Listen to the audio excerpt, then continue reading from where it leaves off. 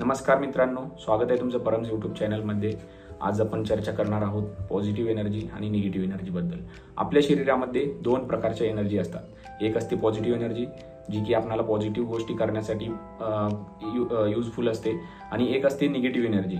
ज्यावेळेस आपण पॉझिटिव्ह एखादा विचार करतो त्यावेळेस ती एनर्जी पण लगेच ऍक्टिव्हेट होते आणि ऍक्शन टू रिॲक्शन म्हणून निगेटिव्ह एनर्जी पण आपल्या शरीरामध्ये कार्य करत असते।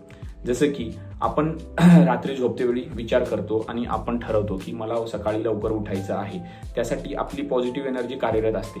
आणि पॉझिटिव्ह एनर्जी आपल्याला सांगत असते की अलार्म लावा आणि त्या वेळेला उठायचं आहे, आणि आपण ते ठरवतो आणि आपण सर्व तयारी करून झोपलेलो असतो। हे पॉझिटिव्ह एनर्जीचं काम असतं। बट नेमकं ज्यावेळी आपल्याला उठायचं आहे सकाळी, त्यावेळी निगेटिव्ह एनर्जी ऍक्टिव्हेट होते आणि ती सांगत असते की तू उठू नको, किंवा तू आणखीन पडून राहा, अंतरणामध्ये पडून राहा, तू उठू नको। हे निगेटिव्ह एनर्जी असते।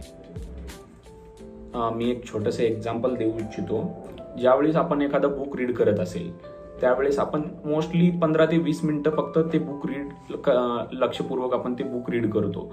त्यानंतर आपणाला आळस आल्यासारखा वाटतो, तर किंवा ते बुक रीड करायची इच्छा होत नाही।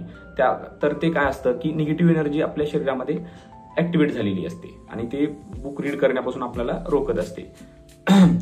आणि त्याच ऐवजी आपण जर एखादा मूवी पाहायचं ठरवलं, तर कधीचा मूवी संपून जाईल, कधी 4 तास निघून जातील ते मूवी पाहता हे आपल्याला कळणारच नाही।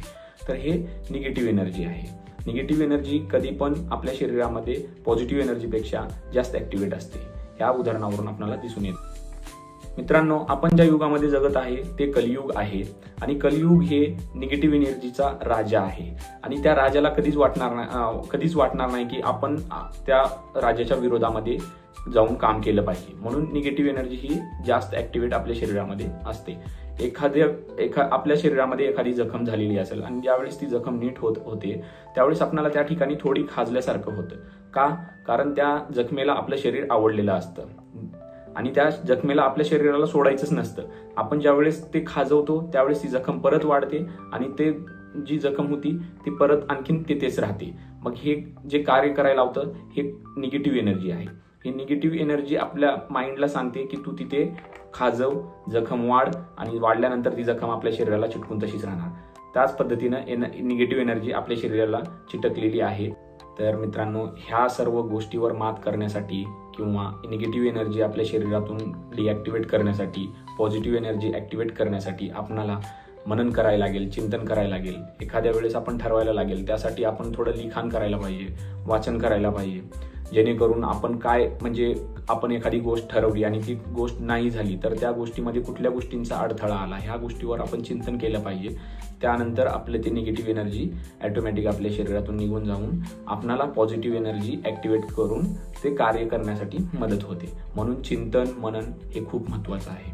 आणि आजच्या कलियुगामध्ये निगेटिव्ह एनर्जी स्प्रेड करण्यासाठी हे कलियुग खूप मदत करत आहे, आणि कलियुगाला कधीच वाटणार नाही की आपण त्याच्या विरोधामध्ये जाऊन काम करावं। हेच निगेटिव्ह एनर्जी आहे। तर आजच्या जीवनामध्ये पॉझिटिव्ह एनर्जी इन्क्रीज करण्यासाठी आपल्याला योगा करायला पाहिजे, व्यायाम करायला पाहिजे। त्यासाठी आपण एनर्जी वाढवण्यासाठी आपण मनन करायला पाहिजे, चिंतन करायला पाहिजे, लिखाण करायला पाहिजे। ह्या सर्व गोष्टीने आपण हळूहळू आपली शरीरामध्ये पॉझिटिव्ह एनर्जी वाढवू शकतो। आणि ही पॉझिटिव्ह एनर्जी आपल्या शरीरामध्ये ज्यावेळेस वाढ होईल त्यावेळेस आपण आपले पॉझिटिव्ह गोष्टी आपण ऑटोमॅटिक आपल्या जीवनामध्ये घडत जातील। मित्रांनो, व्हिडिओ आवडला असेल तर नक्की लाईक करा, शेअर करा, सबस्क्राईब करा, आणि आमच्या नवीन व्हिडिओसाठी असंच आमच्यासोबत कनेक्टेड राहा। धन्यवाद।